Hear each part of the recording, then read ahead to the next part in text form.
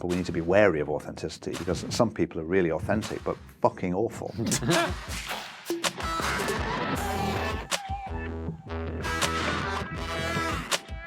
Hello and welcome to TRIGGERnometry. I'm Francis Foster. I'm Konstantin Kisin. And this is a show for you if you're bored with people arguing on the internet over subjects they know nothing about.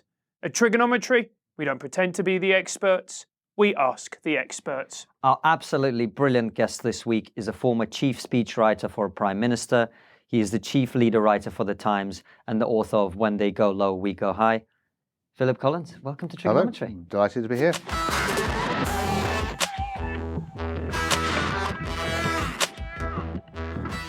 For anyone who doesn't know you, and before we go on, I should say Philip used to speechwrite for Tony Blair, but that was after the Iraq War, so please don't switch off.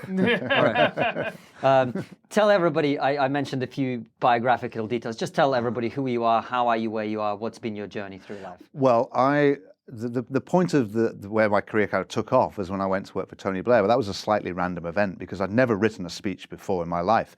The very first speech I ever wrote was for Tony Blair. I'd written in all kinds of different formats. I'd written novels, I'd written plays, I'd written lots of comedy sketches, and I loved writing. I'd also worked in politics and I'd also worked in television, and I'd been an academic, political philosopher. So I'd had all these sorts of random things. I never stuck at anything, my mum used to say. And it kind of all came together in political speech writing. So the desire to write and craft arguments, which I got from philosophy, came together with political interest. And this person, this leader who really wanted to speak, who I was basically in sympathy with politically, though I didn't agree with him on everything. And it just all came together. And I knew people who worked for Blair from my previous life in working for Frank Field many years before. And they approached me and said, Blair's looking for someone. And I decided I wanted to be the speechwriter. I insisted that I would come, but only if I could write speeches. And they said to me, don't do that. That's a graveyard job. It's awful. He writes all his own speeches. He hates people helping him. It's a terrible job. And I said, no, that's the thing I want to do. And that was the best decision I ever made, because it meant, as a speechwriter, I had a real job. I had a very specific job. Nobody else wanted my job, which was really important inside Downing Street. And it meant I got to spend a lot of time with the Prime Minister because I needed to hear all the time what he was thinking. So it was a slightly random event. Even relating it like that, I can't quite remember why I thought that, but I did, and that's what happened. And ever since I left Downing Street, I've carried on writing speeches for lots of business people and other politicians too. So I've written hundreds of them now. And I was going to say, what is a way that you craft a speech? How do you do it? Is it, because I've written for comedians, do you do it in the politician's voice? Or do you think, right, this is what they sort of want to say and I'm going to do it what I think? Or how does it work? Yeah, it's very interesting. There is a sort of mimicry there, sort of, but you've got to be careful. When I went to work for Blair, he was just going through that period his early period where he didn't use any verbs. New Labour, yes, marvellous, wonderful, all that, one-word sentences. As a former primary Great school impression, teacher, by the way. yeah, it is. Great impression. Although I have to say, as a former primary school teacher who taught English, I'm disgusted at the lack of verbs. Well, quite right. So was I. And so my job was to put verbs in. Was to go from these like very short, curtailed sentences to proper arguments. So my task was to change him a little bit. So whilst you are trying to get his voice because you want this continuous character to unfold through time, I was also trying to change him. So that's a difficult thing. You need to get to know someone quite well. You need to get a sense of their voice. But at the same time, you're trying to capture them at their best at all times. So you're trying to give them the sort of edited highlights of who they are. So whenever I work with people now, I say, we want it to sound like you, but you at your really very best. So let's take all the best things you've ever said and let's put them all together and edit out all the rubbish bits. And that, it will still sound like you, but at an elevated, heightened form. And that's what I'm trying to do when I'm capturing a voice. And what was it like for you coming in from, obviously you said you had worked in politics, but you clearly had a career that was much broader than that. And suddenly you're in this place which is all about the politics, 24/7, I imagine. It's intense. Everything is last minute. What was that like? Well, it was like that, but it also wasn't, in the sense that Blair was very easy to work for. And the calendar is reasonably fixed. So I knew when the speech was, and so I had these sort of staging posts. And I'm just quite inclined to do things at the last minute. You know, that's how I like to work. I like the adrenaline rush of the deadline. And he was like that too. Nobody else in the building was. They used to go mad that with the day to go, we hadn't really started. People start too early, in my view. You just leave it until the last minute, and then eventually the rush comes. That's what I'm doing for my Edinburgh show. I think that's admirable. I think it'll be marvellous. It'll go swimmingly. But I used to have this. The procedure was for every speech, about a week before, 10 days before the speech was due, we'd have a meeting with a bunch of the team to discuss what we might say. And you couldn't do it before then because politics moves so quickly. Anything you did before then would simply be eradicated and date.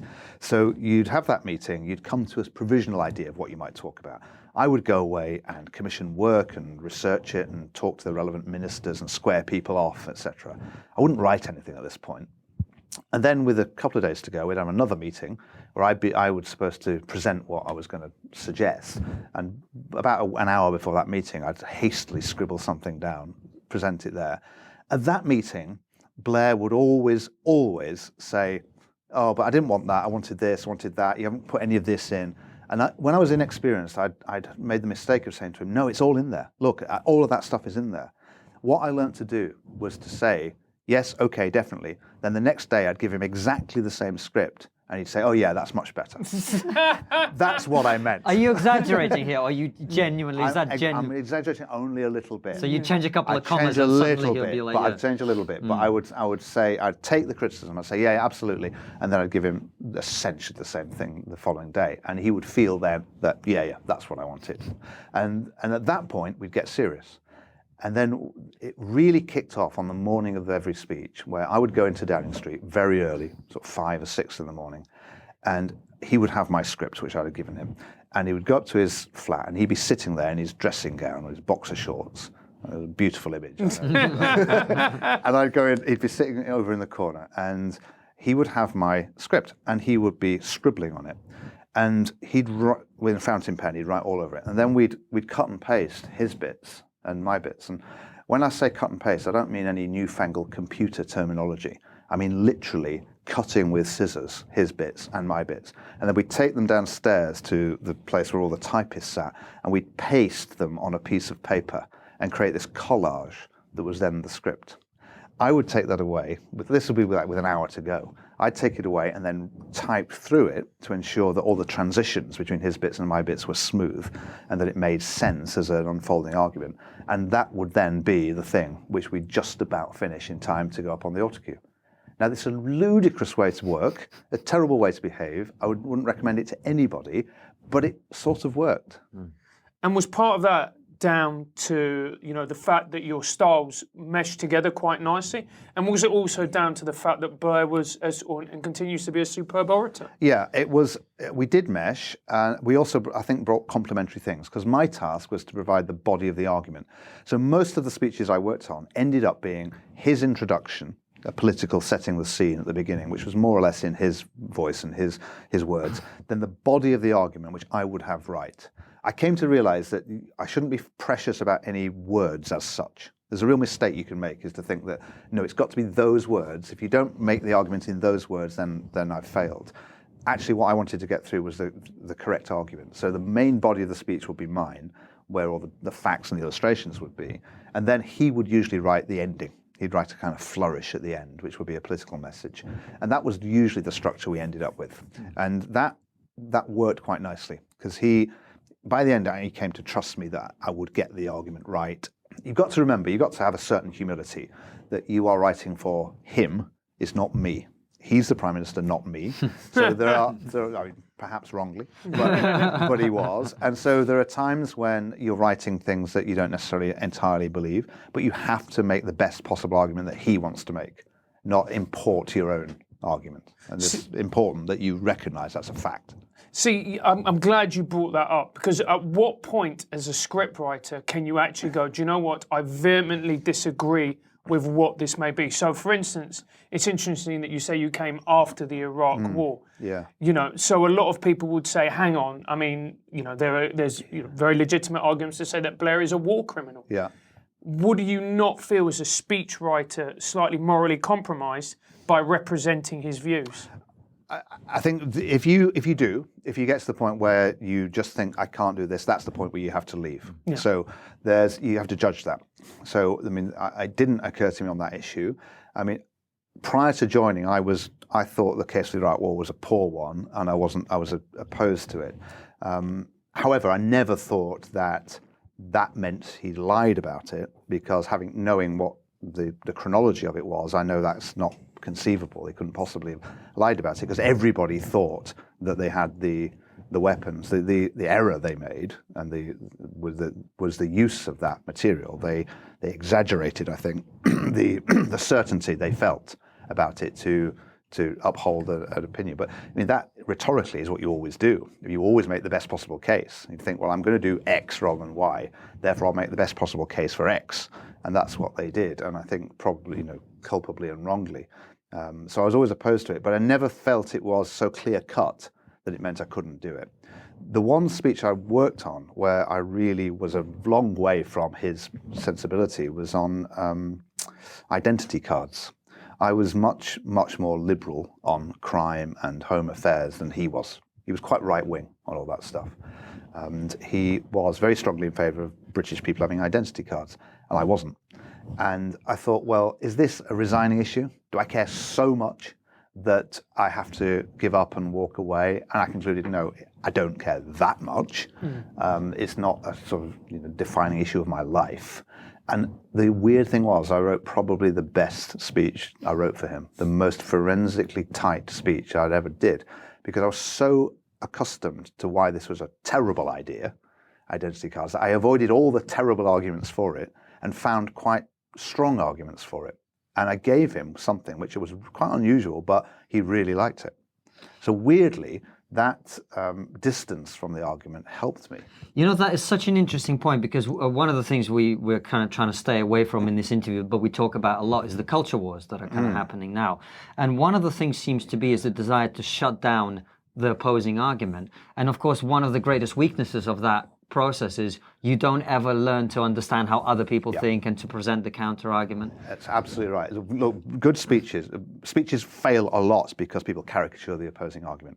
This happens in politics all the time, where if I were to do, Gordon Brown used to do this really, really badly. Whereas if I say, if I were to do a speech as a sort of Labour spokesman, and I were to an audience which comprises people who are Labour, Tory, and other things in between, and I were to say to them, the Conservative Party is deliberately impoverishing the nation. They're deliberately targeting the poor because they relish the pain that the poor feel.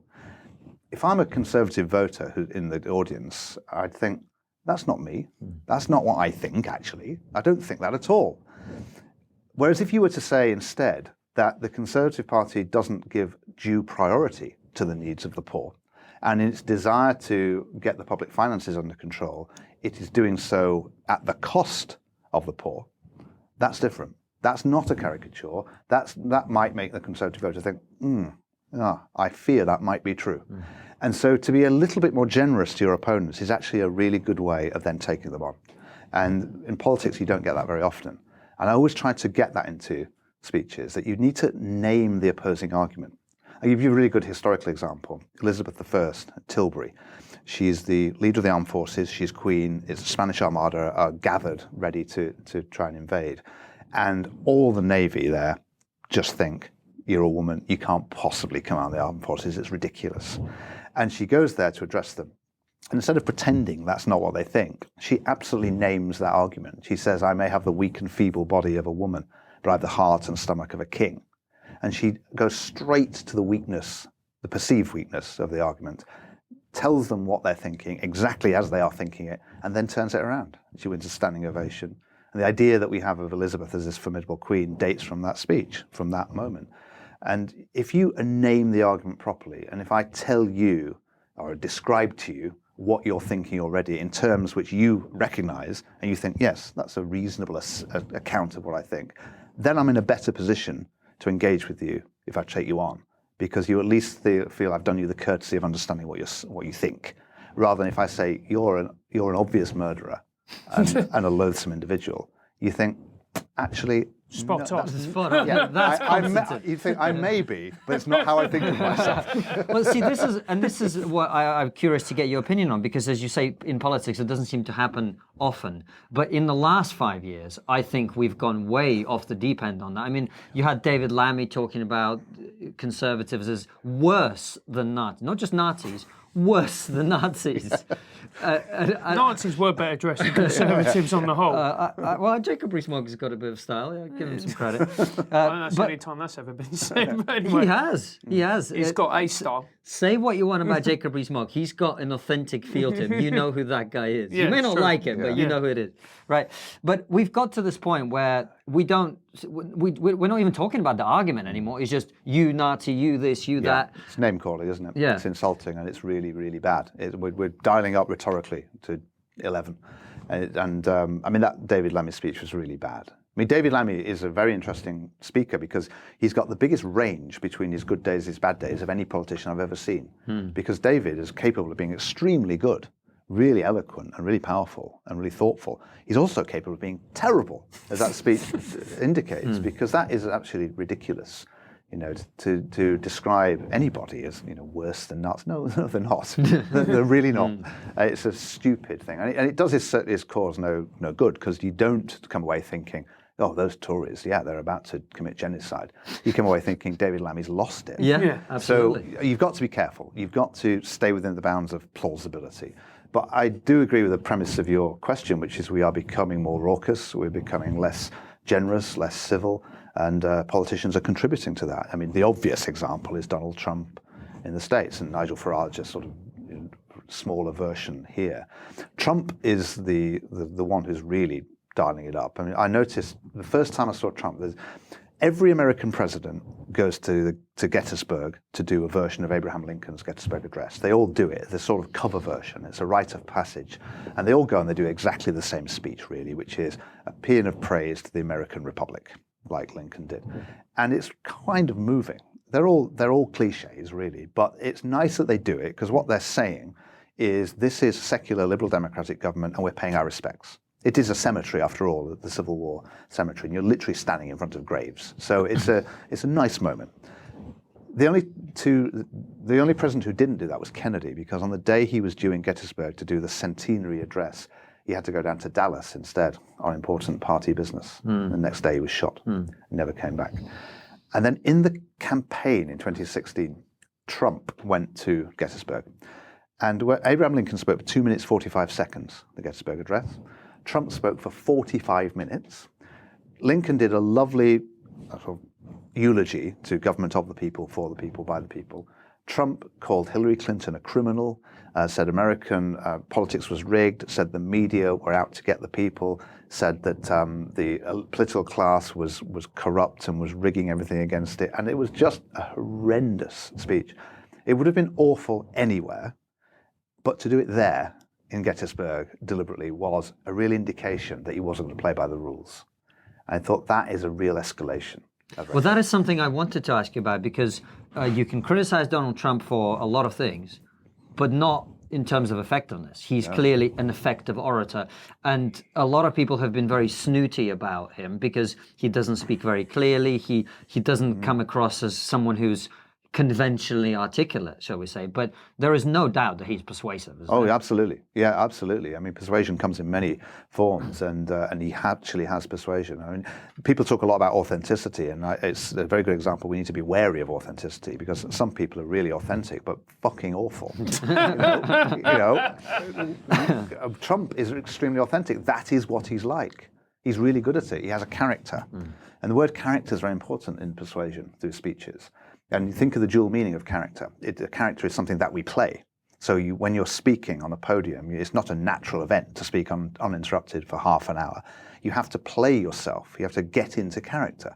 It's not that unlike going on stage as a sort of supercharged version of yourself if you're doing a sort of comic routine or some kind of cabaret. You are yourself, but you're not like that all the time. But there's a connection between the two, and being a rhetorician is like that. But character is also something that you have. We have character. And so you're displaying that sense of character. And that's where we get the idea of authenticity from. And Trump is really good at this. And if you go back to Aristotle, which is one of the only trades in which you can go, comedy being another, where you can go right back to the classics, and the analysis of how they do it is the same today as it was then. And rhetoric is like this. And Aristotle says sort of three things. There's character, which he calls ethos. There's pathos, which means emotion. And then there's logos, which means rational argument. And someone like Trump communicates so much through character that you know so much about him just from the way he is. You know, in business it would be brand, and in rhetoric it's character. And he uses emotional arguments all the time. And Aristotle's view, which I'm sure is right, is that character and emotion are far more effective in persuasion than rational argument. Look at the European referendum debate in 2016. One side leave full of emotion, full of character. The other side remain full of rational argument and arithmetic and numbers. And the emotional argument prevailed. And you need all of those elements in a really persuasive argument. And Trump is very effective. I agree. He's extremely good at what he does. He seems to me, when I watch him, he's very much like a stand-up comedian in that he's a disruptive force. There is a status quo. He comes in and he disrupts it and he plays it. How much responsibility do you think Trump needs to take for his words? So it's drain the swamp, you know, the American dream is dead, to this, you know, to this sense of crisis that we seem to have in America? Well, I think he does, but I don't think he will. I mean, I think, you know, he can't be absolved of the usual rules. He did say those things. He does say some terrible things. And he says them repeatedly. And he has got the knack of appearing spontaneous, but it's not wholly spontaneous. It's choreographed and it's planned. And during the election campaign, he was very disciplined. When he went to Michigan and Ohio, old Rust Belt states, he gave a very disciplined speech about how those people had been cheated by globalization.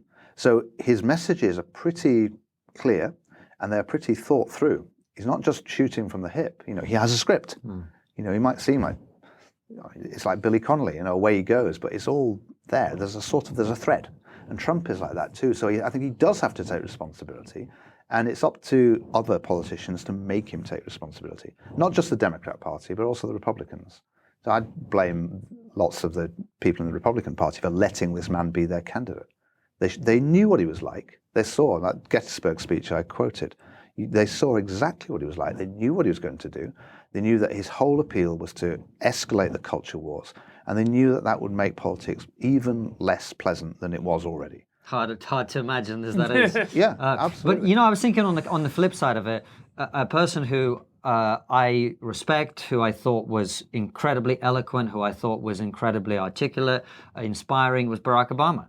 And I also feel like he got away with a lot of things because he was articulate and eloquent. A lot of things that if, say, Trump was doing them, we would be outraged. And we are. In fact, he's doing many of the same things that Obama did in terms of immigration. Barack Obama was way worse in terms of foreign policy, in terms of bombing other countries, etc., right? But he seemed to get away with it a lot more because he was this kind of statesman-like figure.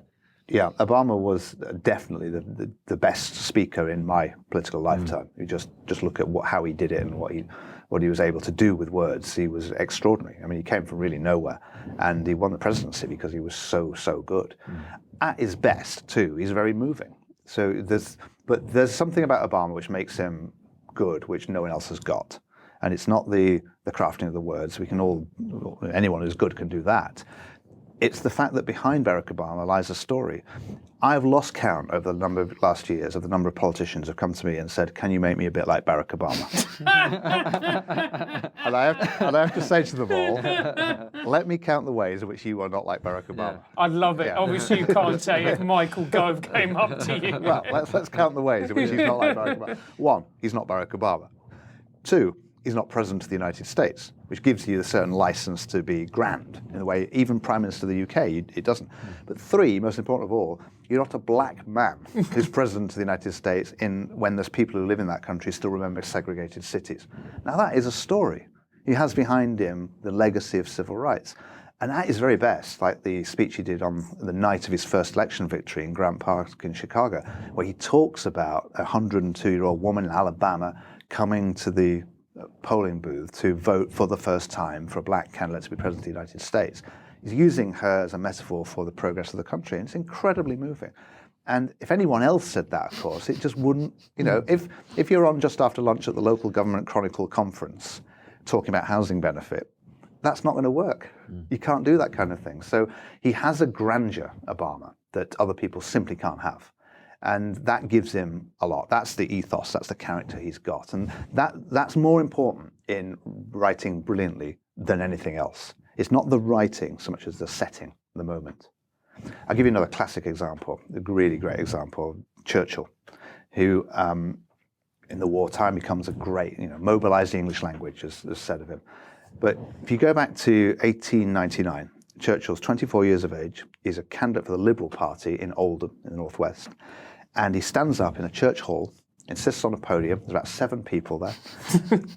And he's talking about food rations. And he says, never before in the history of Oldham have so many people had so much to eat. And there's a sort of incredibly lavish rhetoric. Then 8 years later, he's a junior minister in the colonial department in Africa, and he's standing around a hole in the ground at the opening of an irrigation scheme. There's about 7 dignitaries in this vast expanse. So you can imagine acoustics aren't great. And he insists on a podium, and he says, never before in the history of Africa have so much water been held up by so little masonry. It's rubbish. 1940, suddenly, in the House of Commons, never before in the field of human history has so much been owed by so many to so few. Exactly the same construction, exactly the same rhetorical flourish, but all of a sudden, the country's in peril, we might be about to be invaded. It seems to fit. The idea of decorum is a rhetorical term, comes from Cicero, and it's decorous. It fits the moment. Whereas before, he's talking at a level of elevation which is too big for an irrigation scheme. And when people get things wrong in rhetoric, they're doing that. They're going far too high for the moment. You've got to hit the moment. You've got to be appropriate to your audience, to your time. And if your audience is a bit flat and your subject's a bit boring, well, you don't have to be boring, but you have to be plain. You can't go too high. And lots of inexperienced writers reach for purple prose. See, man, this is why my punchlines don't work as well as I think. Because the audience isn't good enough. I need to be playing the Apollo, then I'm going to be crushing it. You need to be on the steps of the Lincoln Memorial. Exactly. Martin at the end of the march on Washington. What Constantine is trying to ask is, can you turn him into Barack Obama? Well, let me Hey, man, I've got the story. Let me count the ways. I've got the story. When it comes to speech writing, how important? So it's a lot like stand-up comedy, and I think it was a very good British comedian, Russell Kane, said that stand-up comedy, about 10% of what you say, and 90% is delivery. Would you agree with that when it comes to speech writing, political oration? I would, yeah. I mean, Demosthenes, who was one of the greats of speech writing, said there are 3 things that you need for a great speech: delivery, delivery, delivery. So I think that's largely true. Yeah, I think all of that stuff about character and ethos and emotion largely comes across through delivery. And the task of the writer is to write with the grain of that. So is to provide that character sketch, so that you don't get this dissonance between the words that you're saying and the character that you've already established. So delivery is crucially important, and not many people can do it. One of the tasks I always give people when I'm trying to get them to be better is to watch yourself with the sound down. So watch yourself back, but turn the sound down. And what do we get? What you get is loads of character. You get a lot of information just from people just wandering around or standing at a podium, and say, well, you've already got a character. Gordon Brown was a good example because he gave you weight, gravity, without doing anything. You just had that in his demeanor. But what he would do is write in a weighty, grave way, and that was too much. So it just felt like incredibly serious and just way too much. What he should have done is lighten it a little bit in the writing, with a little bit of poetry, for example, because it would have been authentic, because he did read poetry and it was believable. You've got to make sure that you're writing in a believable way. I learned this I used to write for John Prescott quite a bit. I used to get told then to go to try and help him out.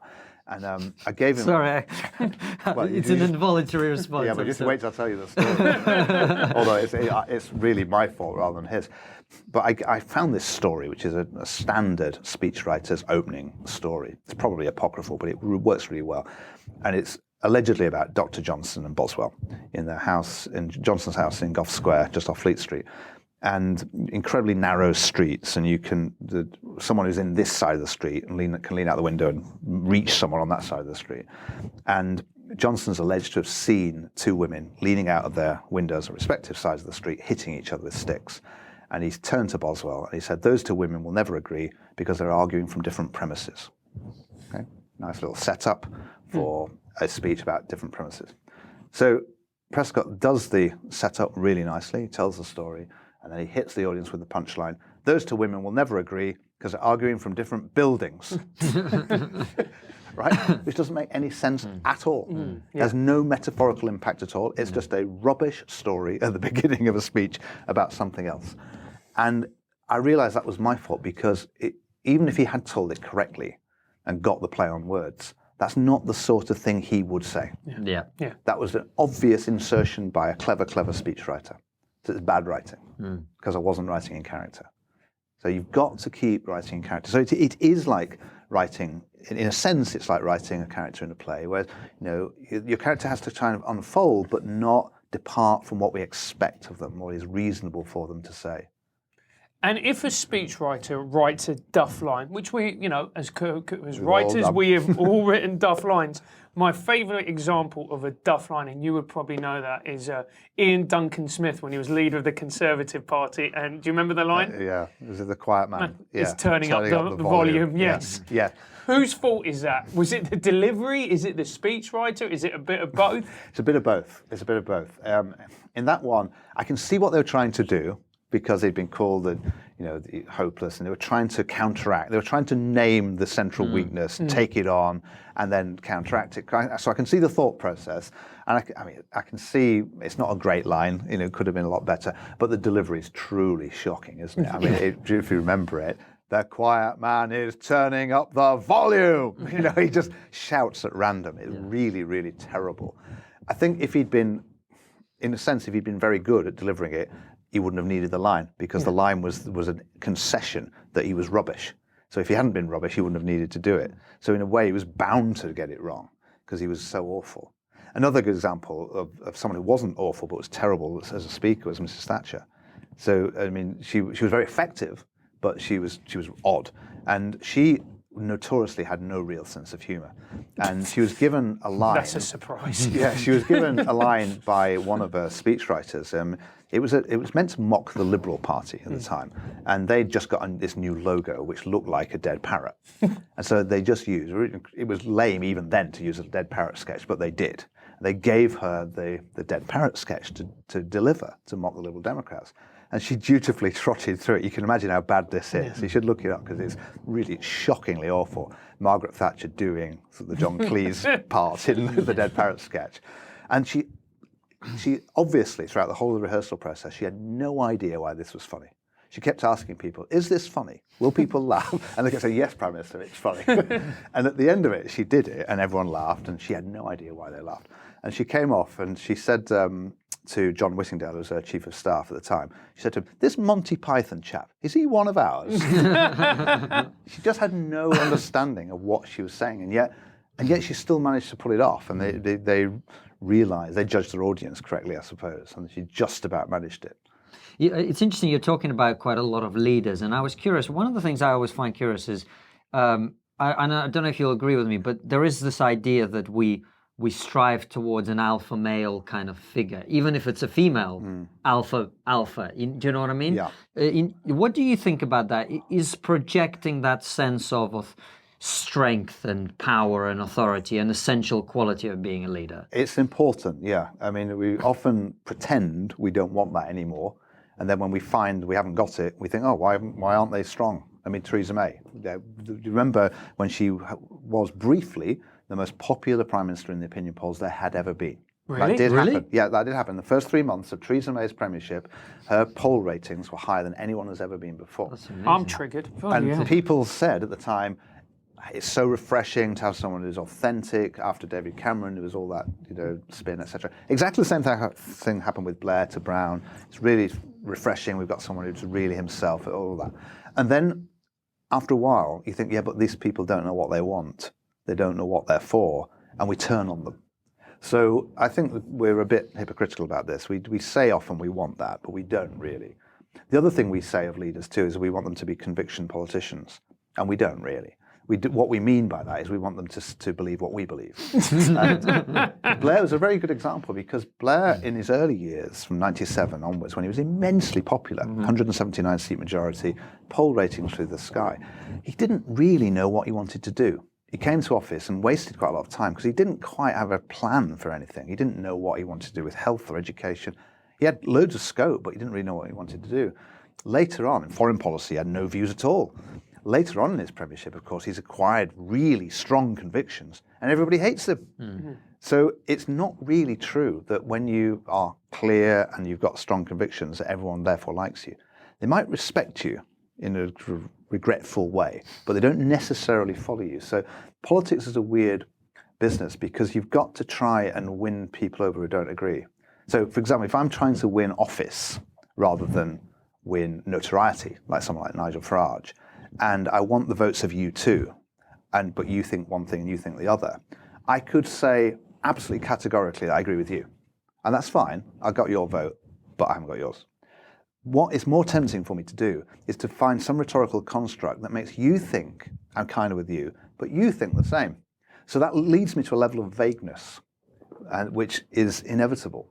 And obviously, over time, you find out, you discover that in the end, when it comes to policy and action, I have to take your line or your line.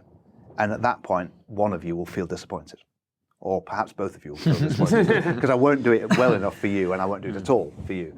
So that's what happens, that's the process. And that's why politicians are vague and murky. It's not because they are vague, murky people or they're bad people. It's because the structure of politics leads you in argument to try and win the highest common denominator. A counterexample to that is someone like Farage, who precisely because he's only interested in a small section of the population can be as clear as he likes. So he knows very well that he is never going to attract my vote because I hate everything he stands for. But that's his calling card. He doesn't want to win Ponzi columnists in the Times. He wants to parade Ponzi columnists in the Times as exactly the sort of London liberal elite who hates him. So he can be hell for leather about the EU and about immigration, because his base, which could be up to 30% of the people at its height, will go for that. He's got no chance of getting to 40% when you're in election-winning territory, but he's not trying to. So it's a lot easier to be clear when you don't want a wide range. And that, I think, is the key to why speeches are not as good as they used to be. And is that the dilemma that Corbyn is facing now? Because before he was hard left, he was pro-Brexit, anti-EU, and all of a sudden he's now got his desire. He's a leader of the party. And People used to say he's a man of principle. Well, sorry, he's Jewish. It just triggers him. Yeah, it is this problem. Yes, it is this problem. Jeremy Corbyn has gone into politics for the first time in his career. He's been in protest for such a long time. Now, all of a sudden, he's landed with this horrible job that he never wanted of leading the Labour Party, which means he's got to make that kind of appeal across the lines. And he's getting into trouble because of the things he genuinely believes. I left the Labour Party because I believe the top of the Labour Party to be anti-Semitic. I just do. I think they're indefensible. But they do have, if I gave a more generous account of what they think on foreign policy, they do have strong view about imperialism and capitalism. And that's what they think. But that's not a winning proposition if you're looking to expand beyond the left to people who voted Tory last time. In order for Jeremy Corbyn to become Prime Minister, people who voted Conservative in only a couple of years ago will have to vote Labour. Now, so he then has to construct an argument that not only keeps his own tribe faithful, but also wins those people over. And that's really difficult. And as you said in your question, he's won his sense of authenticity by not doing that kind of thing. He's a man of principle. He believes what he believes. And in the campaign to be a Labour leader, he was by far the best person, better than Andy Burnham and Liz Kendall and whoever else it was, because he did have something to say. I didn't agree with him, but I could see he was clearly the guy who was telling you the truth as he saw it. The others were all over the place with their triangulation and their vagueness. But it's really hard to maintain that once you try and expand the coalition. And so he is finding that really difficult. And on Europe, he's found it very difficult too. So you're saying, and this is an add-on to this question, you're saying politicians, it's all about being murky, not really committing. But in the age of Brexit, can they really do that anymore? where No. you have a simple binary question? Yeah, I think they can't. I think they can't do it anymore. And I think the transition of politics from class politics to culture war politics is making that kind of old rhetorical style redundant. So I think they can't do it. And I think you're finding that the Labour Party's found that on Brexit, where I've got some sympathy with Jeremy Corbyn's position, actually, because his position has been, though we're a Remain party, we lost the argument, we lost the vote, and therefore we should respect the vote and carry it out. And that's calculated to some extent because lots of Labour voters were Leave, but it's not an ignoble position. And I've defended him against lots of the critics. But when you test that in an election, like the European elections, it's never going to work because it's like the counterpart of what I said before. If you're a very strong Remain voter, you suddenly think, this guy's not on my side. If you're a really strong Leave voter, you're going to go to Farage instead. So you're caught not quite being one or the other. And although it's quite an attempt to make a sophisticated position, this is not a sophisticated argument, and it needs to be black or white. And weirdly, Jeremy Corbyn, who's always been a black and white politician, is now the sort of Blairite, vague, murky triangulator getting caught in the middle. It's gone full circle. Yeah. We've got some very exciting news, haven't we, Konstantin? Yes, we do. I will be doing my extremely well-reviewed and popularly enjoyed show called Orwell That Ends Well, which I did at the Edinburgh Fringe, here in London at the Bill Murray Comedy Club, which is an Angel in Islington, on the 16th of November, which is a Saturday at 5:30. And I thought I'd try and create a contrast between good comedy and bad comedy, so I've invited Francis to MC it as well. Absolutely. Now, because he's invited me, we've sold some tickets for the show. But we are also going to need more of you to come and support comedy. Support me. I am comedy. And support Constantine as he delivers his lecture to you. No, I'm joking. Come and watch a show. It's going to be brilliant. It's going to feature me at the top doing a little bit of 10 minutes of banter, calling people fat pricks, and then we're going to bring Constantine on. Yeah, we like hypocrisy. So it's going to be absolutely awesome. It's going to be in London. It's going to be at the Bill Murray pub at 5:30 p.m. on what? Saturday, the 16th of November. We'll see you there.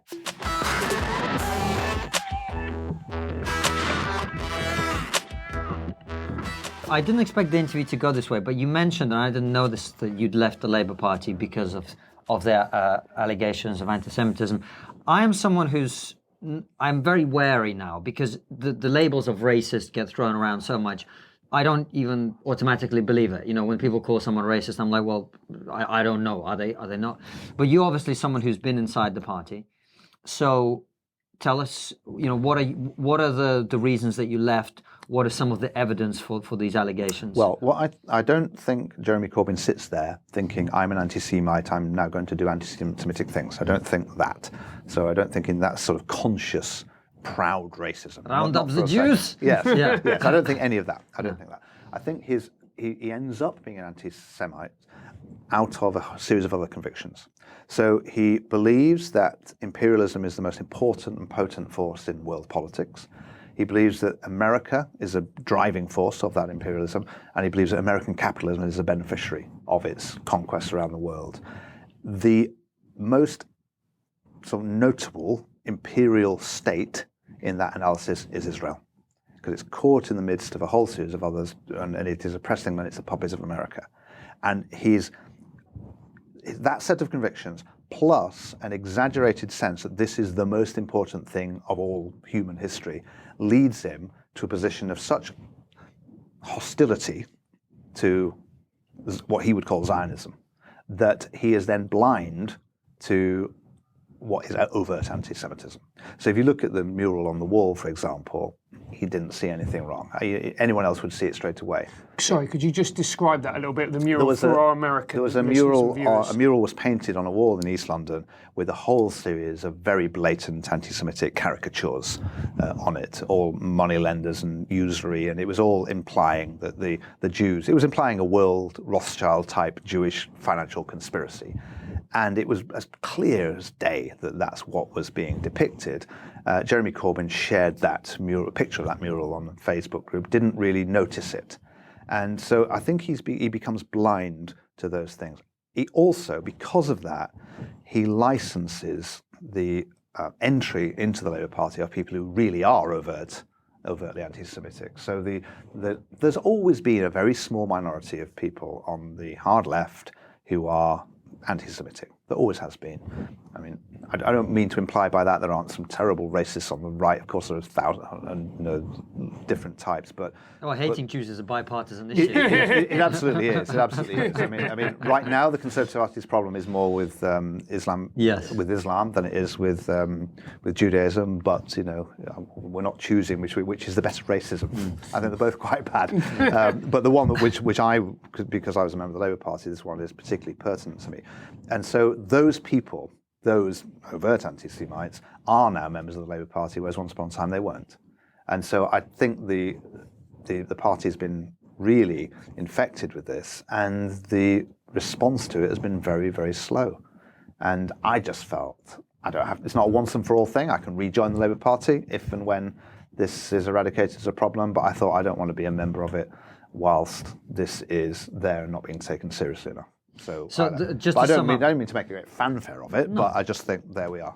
No, it's just I really wanted to ask you about it because it's something that we keep hearing about, but I'd never heard anyone sum it up quite so succinctly and kind of explain what the allegations are, what's the substance behind them. Again, I think it's quite important to be as generous to the people you're criticising as you can. Because I don't think it's, as I said before, I'm not accusing Jeremy Corbyn of being a racist. I think that's ridiculous. So I think everything I've said is compatible with his claim that he's an anti-racist campaigner. And of course he is in one sense, and spent his life protesting against various oppressions and injustices. And I don't want to wash away that record, but I just think he has a blind spot here where his various causes clash. And it ends up in a position which I think is really dreadful. And I don't want to be a member of a party which has that feeling. So it's a hard left sensibility which I just don't want to be part of the Labour Party. But it is. They are the governing force in the Labour Party. And you can either choose to stay there and try and win it back and engage in that fight. It's not my fight anymore because I'm not active in politics, and I thought actually better off just to have the freedom to criticise by coming out, and then I can be honest about it. You're outside the tent. I'm outside the tent, pissing on it. Pissing on it. That's right. Fantastic. Well, I was gonna. It's a great thing. I'm glad we talked about that because it's something that doesn't get talked about with that clarity enough, I think. Guys, we wanted to tell you we're very excited to say we've got a new sponsor, which is HelloFresh. Indeed we have. HelloFresh is the UK's leading recipe box service, delivering fresh, pre-portioned ingredients and step-by-step recipes to your door. It is the easy, convenient way to cook delicious dinners from scratch every single time. Choose your favourites from 19 recipes every week. They have a whole range of options there for you, including recipes that are ready in under 20 minutes. There's family favourites, there's British cuisine, there's world cuisine. HelloFresh are offering TRIGGERnometry fans £60 off 4 boxes. To take advantage of that, go to hellofresh.co.uk, enter our special code, which is of course TRIGGERnometry, and enjoy delicious dinners without any of the drama. The fresh ingredients come direct from suppliers, i.e. they've been picked by Constantine's family. You can tell Francis studied geography at a British school because you can't tell the difference between Russia and Romania. Doesn't matter, mate. Same thing. Brexit means Brexit. And the great thing is, it's been pre-portioned for you, so there's no food waste, just like in my home country of Venezuela. The great thing with HelloFresh is that you're going to be able to choose from 19 different recipes every week. So there is something for everybody. You're going to be able to eat with your kids. There's going to be no fuss. Dinner time is going to be solved. Yeah, I really like the Rapid Box, which allows you to cook things in under 20 minutes. But the great thing about HelloFresh as well is it actually allows you to open up your cooking range. So most households on average have about 6 recipes that they cook regularly. HelloFresh has up to 19, so you can kind of expand a little bit in terms of your cooking. And of course, they also don't have a fixed subscription, so there's no term. You can cancel, you can skip weeks, you can change the size of the box, you can change delivery address, you can do all kinds of stuff to suit your life. To enjoy delicious moments, head over to hellofresh.co.uk, choose your box, choose your delivery slot, and add your favorite recipes. Discover the easy way to get delicious dinners from scratch. And if you do that, you'll get sick abs just like me. HelloFresh are offering TRIGGERnometry fans £60 off 4 boxes. To take advantage of that, go to hellofresh.co.uk, enter our special code, which is of course TRIGGERnometry, and enjoy delicious dinners without any of the drama.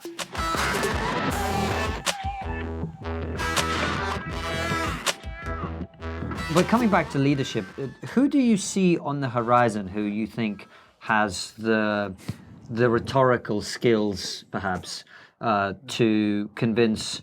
There's some interesting candidates in America on the Democratic side, obviously. I'm curious about Tulsi Gabbard and Andrew Yang, the people who are bringing a totally different offering.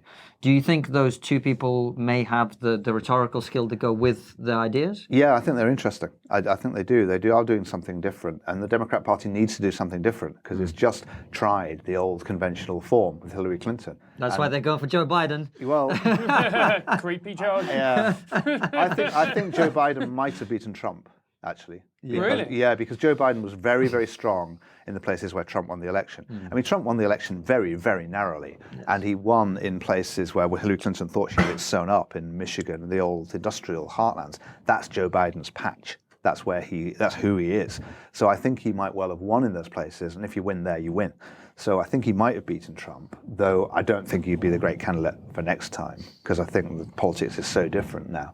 And Hillary Clinton was the last of the really conventional Democrat candidates. I mean, at a time when the big issue is the elite versus the people, what do you put up but a Clinton? It's a terrible, terrible candidate. I mean, I think she'd have been quite a good president, because she's administratively really smart and all of that. But as a candidate, I think she was really, really bad. And I think they do need to do something different. They might go to the left. They might have they might do what the Labour Party has done. They might go for Bernie Sanders still. They might go for Elizabeth Warren, somewhere. Well, Elizabeth Warren is a much more polished kind of performer.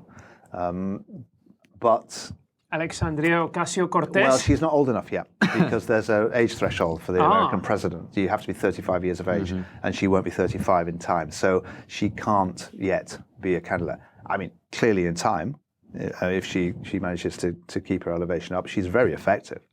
I mean, there's someone using social media and coming to your attention in a really clever way, not at all clunky. And that's part of rhetoric now.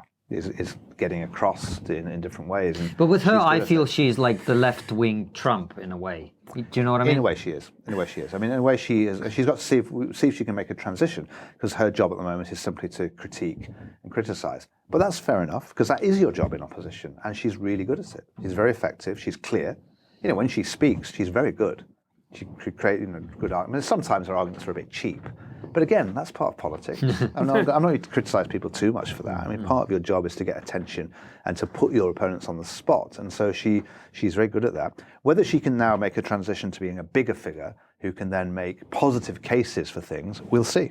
I wouldn't say she can't, because she's clearly talented. But some of the other candidates are, Harris is interesting.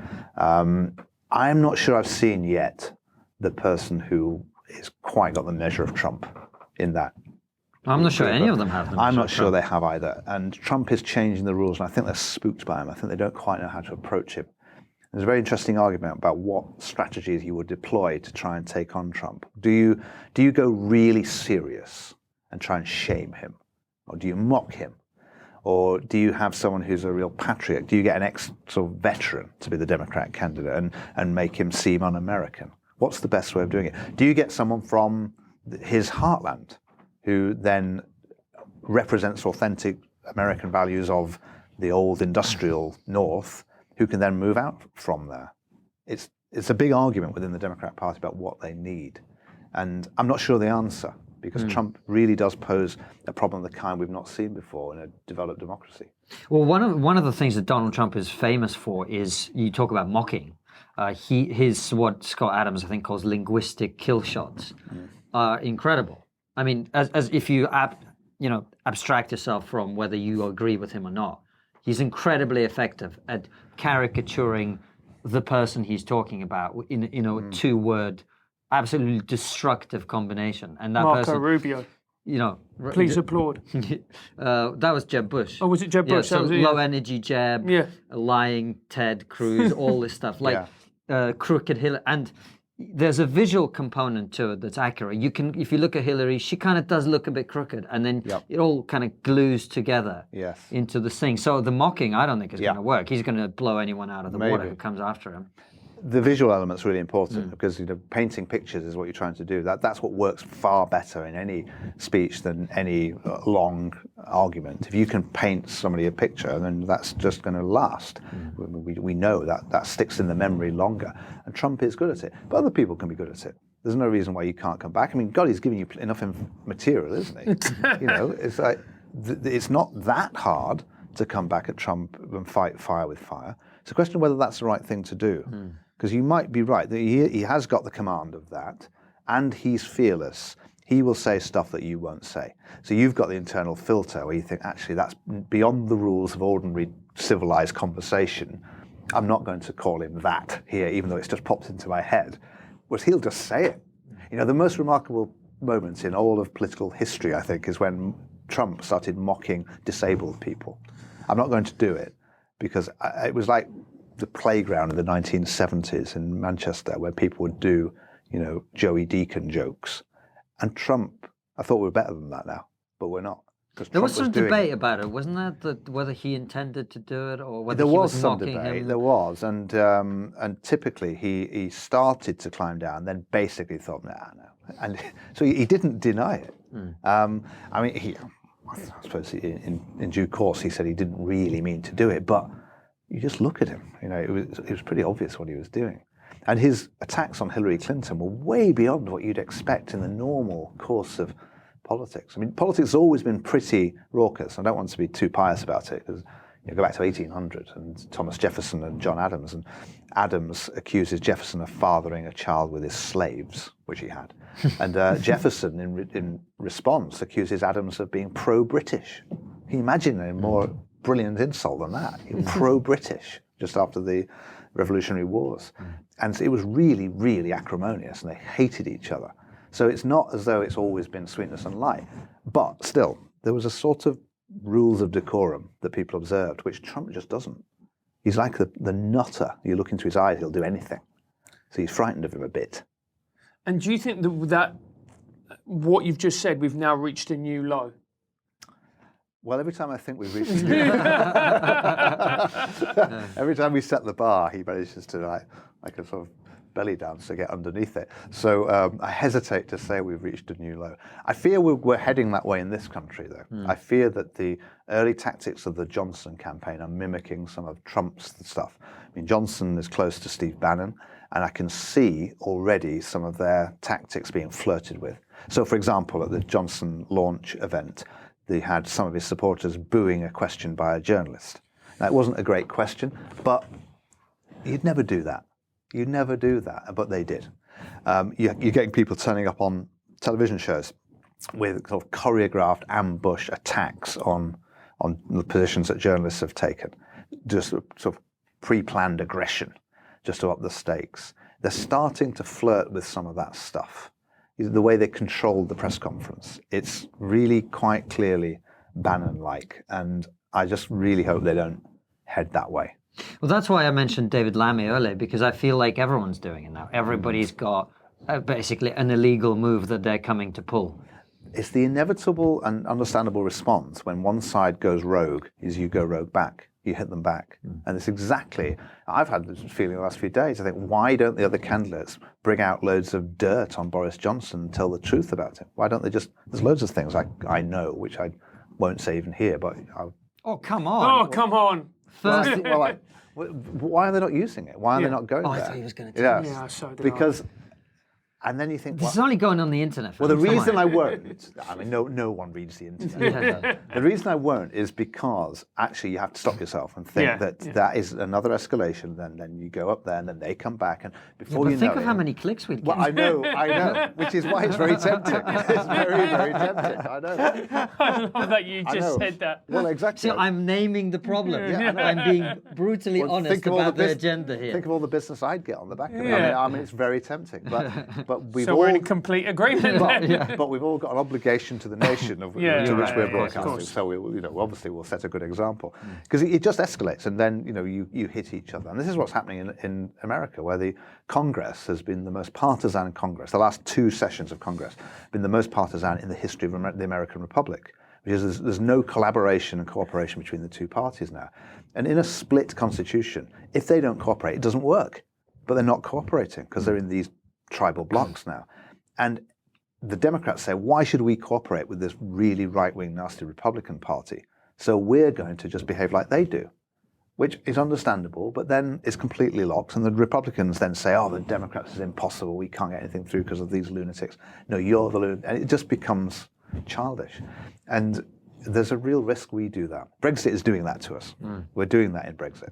Well, we're recording this, as you said, just at the time of the Conservative leadership election. By the time it goes out, we will see if the tactics have worked for Boris. The thing with Boris is, though, it's like it's hard to get stuff to stick to him because everyone just thinks he's an idiot anyway. Yeah, they do. Yeah, they do. They think it's sort of priced in. They think, well, it's become a character, hasn't it? Yeah. That's what's happened. That's what it is. He does have a character. The very fact that you called him Boris then, I would like to go back and do this again, where you call him Johnson. It's very important that opponents of his destruct the idea that he's Boris. No one else is Jeremy or Michael. You don't talk like you know the others, but you have a relationship with this Boris character, which you've just described by use of that word. And that's a real gift for a politician if he's managed to do that.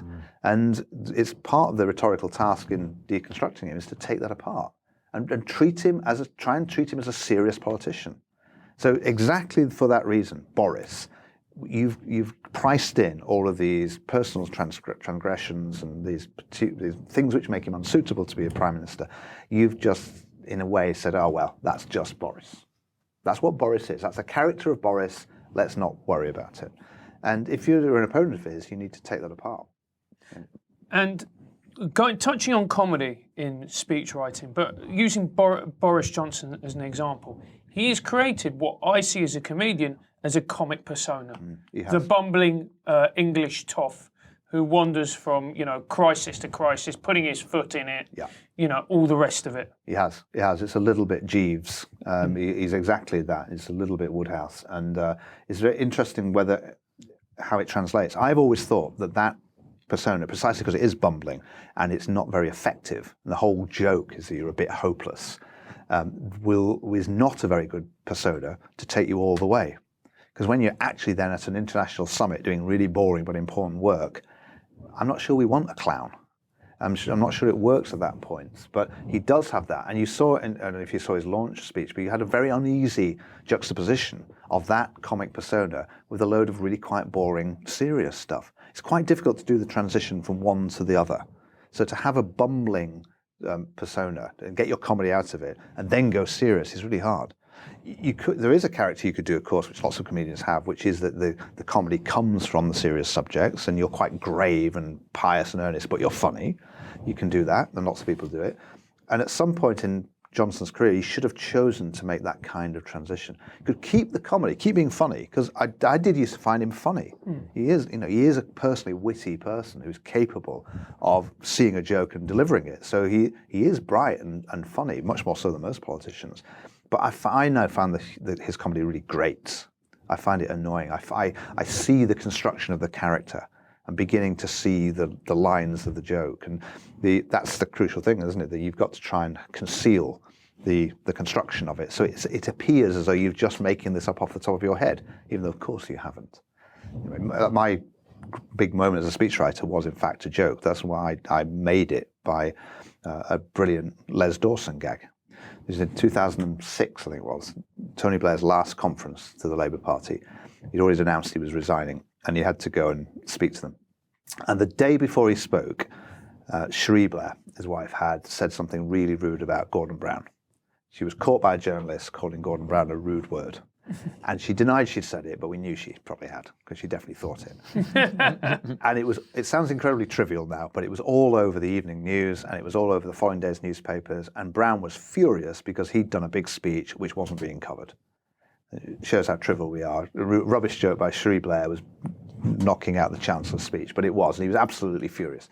So we realised we had to deal with this the following day in Blair's speech. And I thought the obvious way to do that is to make a joke of it. We've got to make light of it. And thought, well, how can we do that? What joke can we tell? And I just thought it's got the elements of music hall here, because it's the guy next door, it's his wife. There's a sort of seaside postcard, vintage music hall element to this. So I started looking up old Arthur Askey jokes and Max Miller, and I found this Les Dawson gag, which was, my wife's just run off with the guy next door. And do you know what? I'm really going to miss him. which is a classic old set-up joke. And I thought it's a little bit vulgar for the Prime Minister, but we customised it, and we wrote it up as, he made a sort of eulogy to his wife, and then he said, at least she won't run off with the guy next door. Yes, I remember that. And we didn't put it in the script because we didn't want the press to know that it was there, because we released the script beforehand to the press. But we left it up to Blair to judge whether to say it or not, to judge whether it felt right. Because we tried to clear it with Brown, he didn't want him to say it. And we just left it to Blair to say it. And I've told that story many times, and I mean, you'll know better than I do, when you trip over the line, you don't always get the laugh. Yes. When on occasions I've told the story and not delivered it properly, I don't quite get the laugh. So for him to deliver it at that moment, judge whether to, he didn't have it with him, he had to remember it, it was a real last minute thing, and deliver it, and he did it perfectly. And it just totally brought the house down. It shows the low standards of comedy in politics. It's not that good a joke, is it? Yeah. But it absolutely brought the house down. And the next day, there were double-page spreads in the newspapers about this joke. And the book I got the joke from was featured on Channel 4 News, and it just became a big thing. And the interesting thing about it, I thought later, was that the joke, of course, the reason the joke's so good, not because it's such a fantastic joke, is because it concedes the point. It's because it contains in it the admission that she did say it. It's like, yeah, we know, but it doesn't matter. That's what the joke said. The joke was part of the argument. It wasn't just a joke. And that made it worth saying, and it made it potent. And the laughter, I think, was partly the release of people thought, that's a tense moment which you've just got rid of with a joke. You've not stopped and said, oh, now here's a joke. We've said something in the joke. And concealing that plot line in a gag is what lots of playwrights do. You when your guard is down, they sneak a point past you. And that's what I was trying to do there. On that brilliant note, we have to wrap up, mainly because I want to end the interview so you can tell us the salacious details of Boris Johnson's private life. The last question, thank you for it. It's been a brilliant interview, but the last question we always ask is, what is the one thing that we're not talking about as a society that we should be talking about? Well, Boris Johnson's private life. Well, apart from Boris Johnson's private life, I mean, I at any point, if you'd asked me that until recently, I would have said climate change, because that has been the great issue that we haven't talked about. And it's very interesting why no one's ever done a great climate change speech, which they haven't yet, but maybe one day they will. So now we are talking about that happily. The big domestic question we're not really talking about is housing, and why people of 30 years of age now in good jobs will probably never own their own home because it's so ridiculously expensive, and no one's got any clue how to do that. It involves a whole series of difficult things like taxing wealth and taxing property and taxing land, which sound incredibly left-wing, but I'm in favour of all of them. And there are, in fact, old Lloyd George liberal ideas that turn of the 19th century, and we need to do that. We need to talk about wealth taxes and land taxes. And it's a difficult conversation to have because lots of people lose out. But that's the conversation I think we need. We can't fix the housing market until we get really, really tough about it. Let's dig into that a little bit, because this is a debate Francis and I often have. Because I own property and he doesn't. By debate, substitute the word row.